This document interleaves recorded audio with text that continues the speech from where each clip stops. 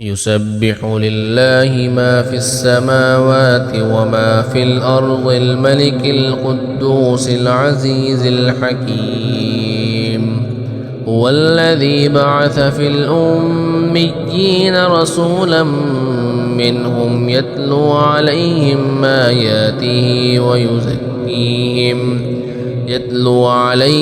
آياته ويزكيهم ويعلمهم الكتاب والحكمة وإن كانوا من قبل لفي ضلال مبين. وآخرين منهم لما يلحقوا بهم وهو العزيز الحكيم. ذلك فضل الله يؤتيه من يشاء والله ذو الفضل العظيم. مثل الذين حملوا التوراة ثم لم يحملوها كمثل الحمار يحمل أسفارا بئس مثل القوم الذين كذبوا بآيات الله والله لا يهدي القوم الظالمين. قل يا أيها الذين هادوا إن زعمتم أنكم أولياء لله من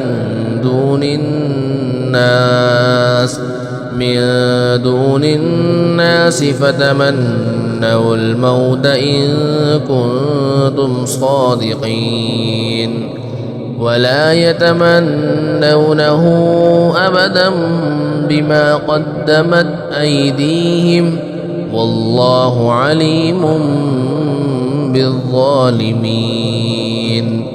قل إن الموت الذي تفرون منه فإنه ملاقيكم ثم تردون إلى عالم الغيب والشهادة فينبئكم بما كنتم تعملون. يا أيها الذين آمنوا إذا نودي للصلاة من يوم الجمعة فاسعوا إلى ذكر الله وذروا البيع ذلكم خير لكم إن كنتم تعلمون.